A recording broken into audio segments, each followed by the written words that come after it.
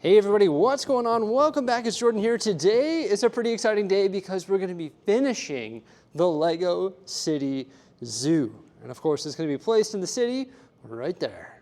So the zoo is looking great. All the animal habitats are done. Same with all of the walkways. And we also recently added signs, so it's good to go. We're ready to open the doors here. So the next thing that we need to do is add stories and minifigures and just little details. And then once all those details are added, we can place it in the city. How exciting is that?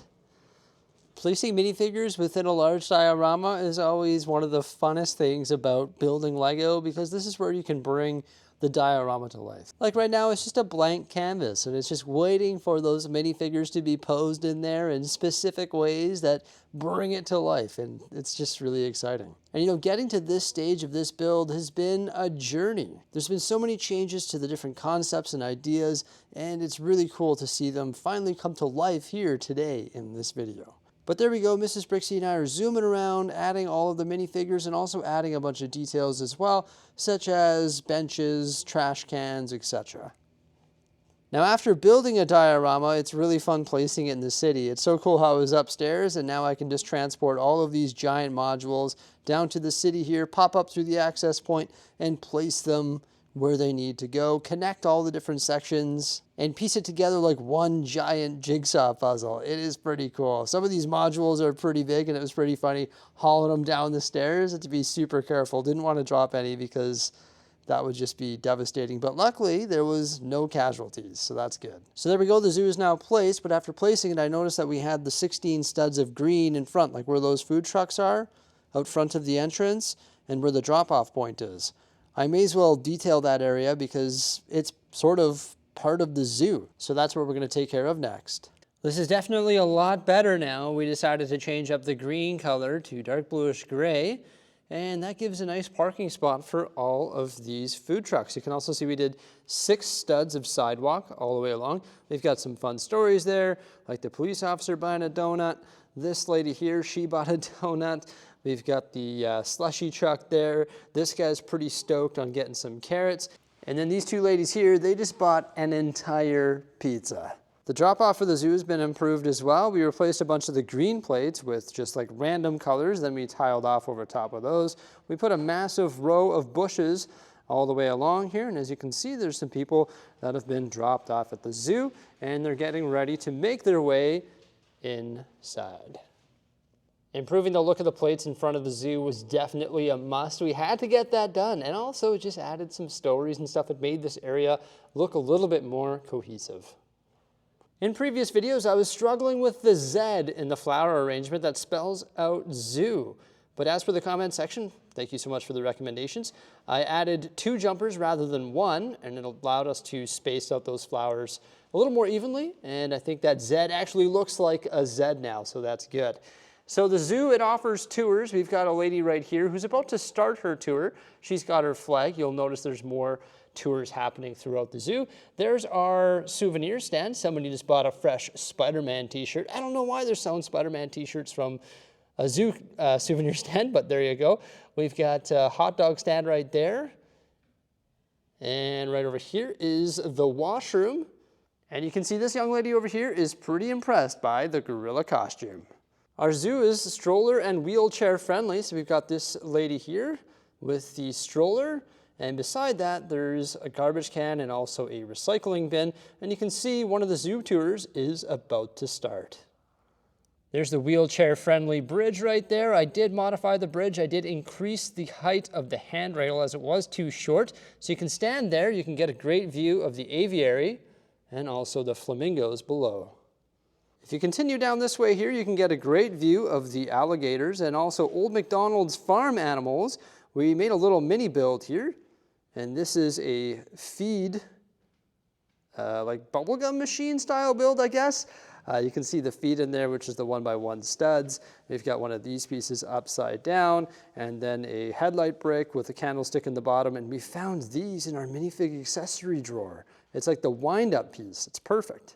There's another one of those mini builds right there in the glass tunnel. So now not only can you enjoy just hanging out with all the zoo animals, but you can also interact with them by feeding them, which is pretty exciting.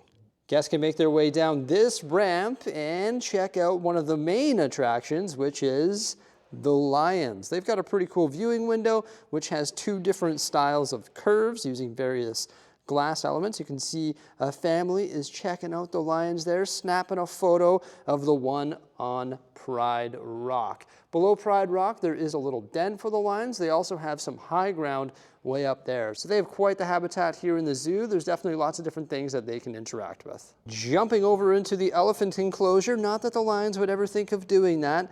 We have a watering hole, and you can see that the elephant was actually just doing some painting. Also, the largest tree in the Lego city here.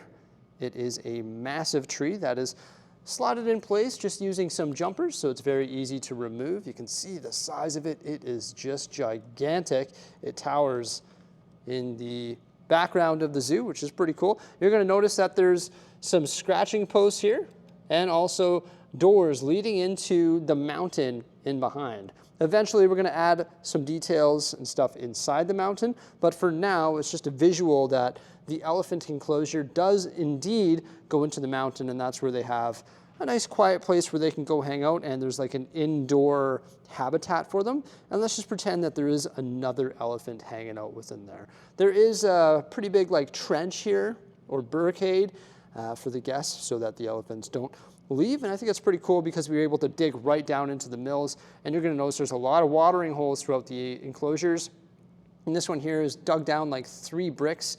This one here is a couple plates. Then we have this, which is dug down quite a bit as well, and you can see the height that we were able to work with when building this zoo because we built it all up with bricks. So it sort of gets higher as we move toward the background. Now, I really don't know if this meets safety protocol here, but guests can actually climb on that ladder and go up into this little viewing tower, which has like this really neat roof that we built using various connector elements and wedge plates. And it's just really neat. Guests can go up there, they can check out some of the taller animals like the elephants and also the giraffes, which can be found right over here. The giraffes are accompanied by the ostriches and also a camel. Got a small watering hole. It is like a desert though, so we didn't go too crazy with vegetation. We did add like this dead tree here.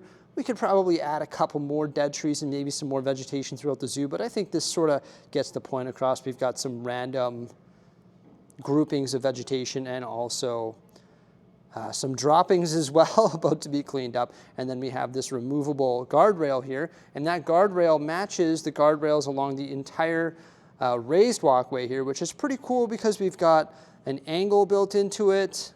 Also this part that sort of like jutes out there or pops out, and also a ramp, so this is wheelchair accessible as well. We think this adds a nice pop of color. We've got the dark orange and dark tan and all sorts of signage for all of the different animals found within this area as well. The camels, alligators, ostrich, Old MacDonald's farm, and the giraffes, so they all have their own signs, which gives the guests information about the animals. There's also more signage in the viewing tunnel there. Because this is raised up, we were able to create a viewing tunnel, and the alligator enclosure actually extends right in underneath it, so they have like a little hideout underneath here as well to get away from the crowds. We tried to be as accommodating as possible. The alligators are stuck right in the middle, so there's windows surrounding their entire enclosure, but they have quite a bit of space, quite a bit of water, lots of different shades of green in there, sort of swamp-like, and we like the way that this whole section here turned out. It's pretty clustered, which we really enjoy. It allowed us to group minifigures and add lots of different stories with like the tours and picture taking and animal feeding and all that. And I think it's the perfect ratio of space for the animals and also space for the guests of the zoo.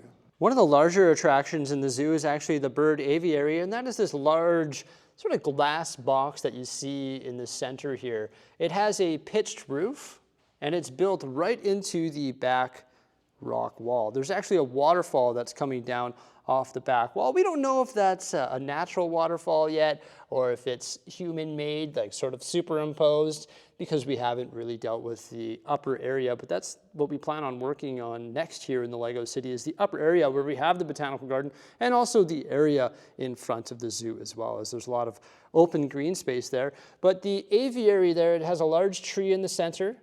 There's a way going around the tree, which actually connects to a wooden style boardwalk or bridge within. There's all sorts of flowers and vegetation all over the place. And then that water, it flows down the back rocks through the aviary and right through the entire zoo. Well, at least this section over here where we have a whole bunch of exhibits. Once again, there's that bridge there.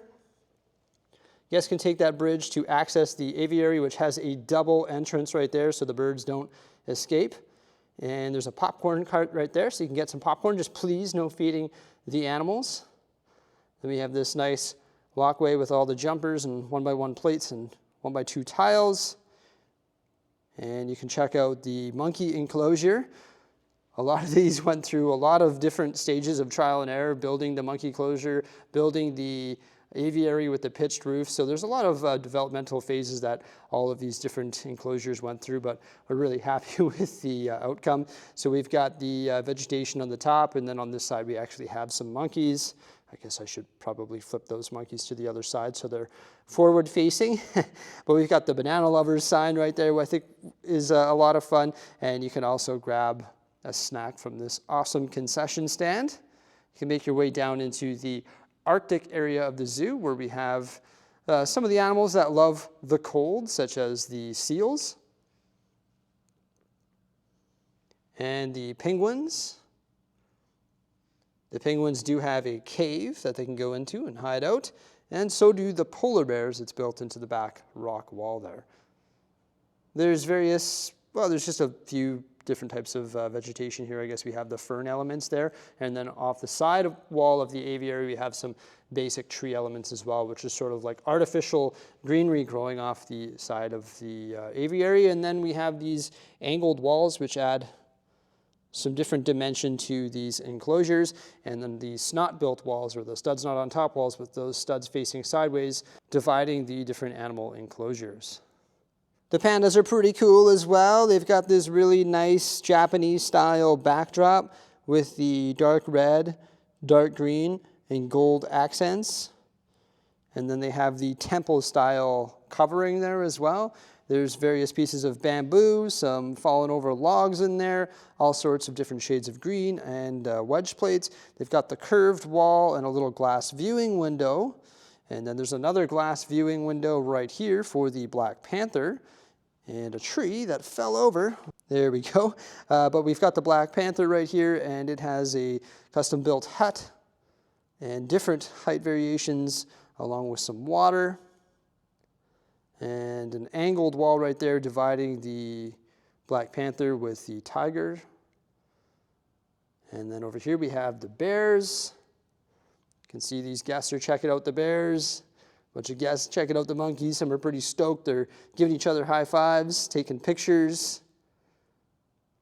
And this raised boardwalk, which was built using masonry bricks on their side with some brackets as well. It's split into two different sections with the handrail. And there is a staircase leading up to it on this side here. I did do a series on the zoo, of course, and that series goes over all the different builds that we've put together for this huge mock. Now, something that we tried to do at the zoo, and I think we were pretty successful with it, was adding lots of different colors and trying to break the zoo up into different zones, whether that be with different height or different types of tiling techniques. And I think we were able to achieve that. There's so many different heights. Like the enclosures all have sort of a grade to them in different depths within the Mills plate, which I think is pretty cool. Even the walkways, like it goes down there into the Arctic area, up and then up yet again, and then back down, and then back up on the elevated walkway over there. And then we have the back wall, and you can sort of see that we were going for a forced perspective look, because as you look at the zoo, it sort of gets higher as we move toward the background. So I think that was pretty successful, and we're pretty happy with the outcome of it. People are probably going to ask me, how many pieces did you put into the zoo? And that is truly impossible to answer. I would say probably around 10,000, but I truly have no idea. We did lots of upgrades from the previous zoo, and this zoo has definitely come a long way. At one point, it was essentially all just dark bluish gray Mills plate, and we just worked on it bit by bit, and slowly but surely the zoo came together. And it went through a lot of different stages of trial and error, but there it is, placed in the middle of the city. Pretty epic. We've got the beach, and then we fly right through toward the zoo with the downtown core in the background, and eventually all of those details added to the residential area and botanical gardens above the zoo. And then everything else like the countryside, and you know the deal. But it feels really good to get this massive project done. Of course, there's always more details that you can add to it. And like I mentioned, there's a lot of stuff that has to go down here in the surrounding area. But I feel like now that this is done, it's going to be easier to progress into the surrounding areas, because a lot of the surrounding area is actually going to be built off this. So there we go, everybody. The Lego Zoo is officially done and placed in the Lego City. I hope you enjoyed this long ongoing series of us building this incredible MOC. I'm pretty happy with it. Please remember to like, subscribe, and stay tuned for some more great stuff, and have yourselves a fantastic day. Bye for now.